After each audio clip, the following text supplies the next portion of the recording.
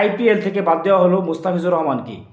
নিরাপত্তাজনিত কারণ দেখিয়ে ভারত সরকার মুস্তাফিজুর রহমানকে আইপিএল থেকে বাদ দিয়েছে। আগামীতে মুস্তাফিজুর রহমান আইপিএলের একটি ম্যাচও খেলতে পারবে না। আমরা মনে করি আইপিএল থেকে বাদ দেওয়া মানে মুস্তাফিজুর রহমানকে অপমান করা, বাংলাদেশকে অপমান করা। 9 কোটি 20 লক্ষ টাকা দিয়ে কলকাতা নাইট রাইডার্স মুস্তাফিজকে দলে নিয়েছে, কিন্তু আমরা লক্ষ্য করেছি গতকাল ভারত সরকার মুস্তাফিজকে বাদ দিয়েছে, অর্থাৎ আইপিএল ম্যাচ মুস্তাফিজুর রহমান খেলতে পারবে না। আমরা এদেশের সচেতন নাগরিক, আমরা আইপিএল খেলা বয়কট ঘোষণা করছি এবং বাংলাদেশের কোনো মিডিয়া, গণমাধ্যম, অফলাইন অনলাইনে আইপিএল খেলা সম্প্রচার অথবা আইপিএলের সংবাদ প্রচার চলবে না, বন্ধ করা হবে। আমরা এটি সরকারের কাছে জোর দাবি জানাচ্ছি।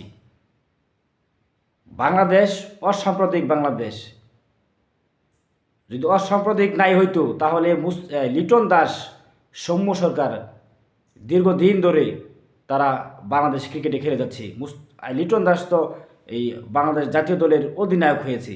যদি অসাম্প্রদায়িক বাংলাদেশ নাই হইতো, যদি আমরা সভ্য না হইতাম, যদি আমরা তাদেরকে এই সম্মান না করতাম হিন্দুদেরকে, তাহলে লিটন দাস বাংলাদেশের জাতীয় ক্রিকেট দলের অধিনায়ক হইতে পারতো না।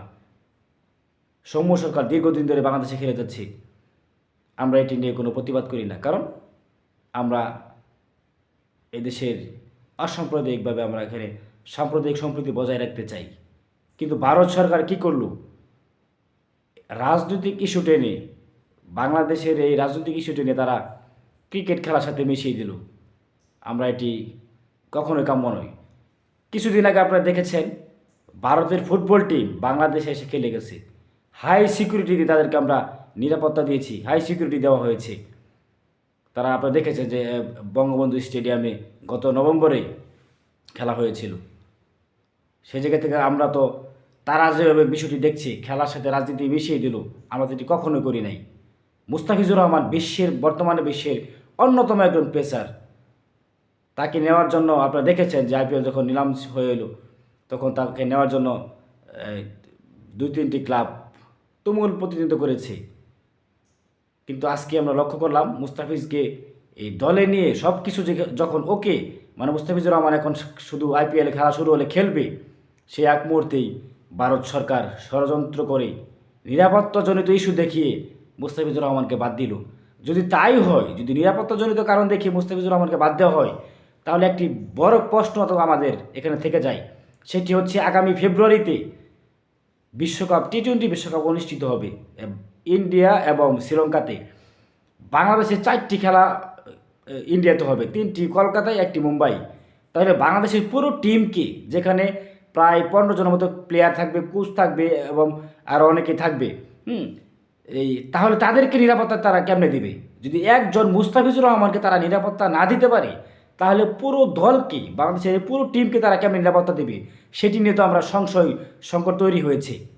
আমরা মনে করি তো এখানে গভীর ষড়যন্ত্র চক্রান্ত চলতেছে এবং বাংলাদেশ টিম আগামীতে এই টি-20 বিশ্বকাপ ভারতে গিয়ে খেলুক, এটি আমরা চাই না। আমরা চাই বাংলাদেশের ম্যাচগুলো শ্রীলঙ্কাতে অনুষ্ঠিত হোক, কারণ তারা একজন মুস্তাফিজুর রহমানকে, বিশ্বের সেরার একজন player, cutter master Mustafizur Rahman একজন অন্যতম আমাদের ক্রিকেট খেলোয়াড়, বিশ্বের মধ্যে বাংলাদেশের গৌরব, তাকেই তারা নিরাপত্তা দিতে পারতেছে না। তাহলে বাংলাদেশের এই পুরো টিমকে তারা কেমন নিরাপত্তা দেবে? সেই প্রশ্ন আমি ভারত সরকারের কাছে রাখলাম। আপনারা কমেন্ট বক্সে আপনাদের মতামত জানাবেন। আমরা মনে করি রাজনীতির সাথে ক্রিকেট কখনোই মেশানো উচিত নয়। বাংলাদেশ ভারত 5ই আগস্ট পরবর্তীতে টানাপোড়েন চলতেছে, বিভিন্ন ইস্যু নিয়ে, কূটনৈতিক সমস্যা নিয়ে একটা টানাপোড়েন চলছে। আপনার এই আমদানি রপ্তানি থেকে শুরু করে ভিসা দেওয়া, অনেক কিছু সমস্যা হচ্ছে। কিন্তু খেলার যে জগৎটা, ফুটবল, ক্রিকেট, তাদের প্লেয়ার আমাদের দেশে আসবে, আমাদের দেশের প্লেয়ার সেখানে যাবে, হাই সিকিউরিটি থাকবে, সবার জন্য নিরাপত্তা থাকবে, কোনো ধরনের বৈষম্য থাকবে না। এটি তারাও চাইছে, আমরাও চাইছি এটি। কিন্তু এখন তারা কি করলো? একজন মুস্তাফিজুর রহমানকে তারা নিরাপত্তাজনিত কারণ দেখিয়ে বাদ দিল। তাকে কিনে নিয়ে, অর্থাৎ তাকে দলে নিয়ে 9 কোটি 20 লক্ষ টাকার বিনিময়ে এখন তাকে বাদ দেওয়া মানে কি? অপমান করা, গোটা বাংলাদেশকে অপমান করা, ক্রিকেটকে অপমান করা, বিসিবিকে অপমান করা। আমরা মনে করি আমাদের হাদি একটি কথা বলেছিল যে ভারতের সাথে আমাদের সম্পর্ক থাকবে, বন্ধুত্বপূর্ণ সম্পর্ক থাকবে। কিন্তু ভারতের আধিপত্য, ভারতের আগ্রাসন, ভারতের বসগিরি, দাদাগিরি, এটি আমরা মেনে নেব না। আমরা সেটি পরিষ্কার ভাষায় বলে দিতে চাই, বন্ধু রাষ্ট্র, প্রতিবেশী রাষ্ট্র, ভারতের সাথে আমাদের সুসম্পর্ক থাকবে। আমরা এটি চাই। ডিপ্লোম্যাটিক বলেন, যাই বলেন না কেন, সুসম্পর্ক থাকবে আমাদের প্রতিবেশী রাষ্ট্র। কিন্তু তার মানে এই নয় ভারত আমাদের উপর এই আগ্রাসন চালাবে, তাদের দাদাগিরি করবে, এটি আমরা কখনো মেনে নিব না, মেনে নিতে পারি না। তাই আসুন আমরা সবাই ঐক্যবদ্ধভাবে ভারতের এই আইপিএলকে আমরা বয়কট করি এবং বাংলাদেশের কোনো টিভি চ্যানেল, গণমাধ্যম, মিডিয়া যেন ভারতের সংবাদ প্রচার না করি, আমরা সেটিও বয়কট ঘোষণা করছি। এবং ভারতের এই আইপিএল ম্যাচ বাংলাদেশের তাদের যে চ্যানেলগুলো আছে, ভারতের যে চ্যানেলগুলো আছে, সেটিও বন্ধ করতে হবে। আমরা আইপিএল খেলা দেখতে চাই না, সম্পূর্ণভাবে বয়কট করতে চাই। মুস্তাফিজকে কেন তারা এই নিরাপত্তা কারণ দেখিয়ে তারা করলো? আমরা মনে করি আমরা বাংলাদেশকে অপমান করা হয়েছে। আর কিছুদিন পরে, এখন জানুয়ারি চলতেছে, ফেব্রুয়ারিতেই টি-20 বিশ্বকাপ অনুষ্ঠিত হবে।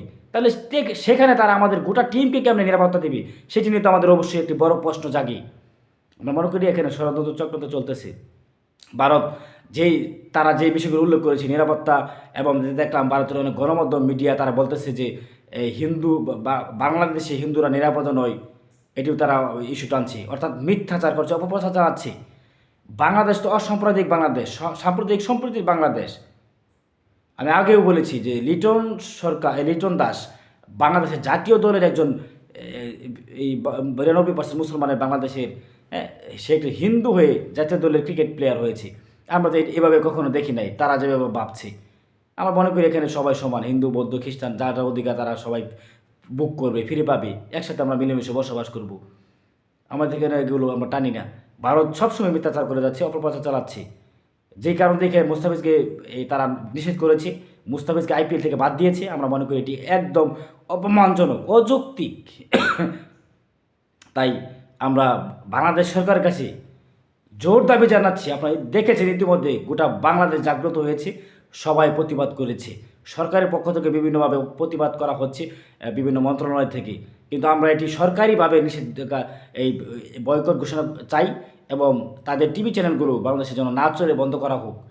ভারত যেহেতু আমাদের সাথে এরকম করতেছে, বৈষম্য করতেছে, সুসম্পর্ক রাখতেছে না, তাহলে আমাদের জায়গা থেকে তো আমাদের পরিষ্কার করতে হবে। কিন্তু আমরা চাই ভারতের সাথে সুসম্পর্ক রাখতে, ডিপ্লোম্যাটিকভাবে সবসময়। তারা আমাদের বন্ধু রাষ্ট্র, কিন্তু তারা আমাদেরকে, কিন্তু আসলে মূল উদ্দেশ্য হচ্ছে তারা এখানে আগ্রাসন চালাবে, আধিপত্য বিস্তার করবে, তারা দাদাগিরি করবে, এটি হচ্ছে মূল উদ্দেশ্য। কিন্তু আমরা সেটি হতে দেবো না। আসুন আমরা সবাই ঐক্যবদ্ধভাবে প্রতিবাদ করি, আওয়াজ তুলি।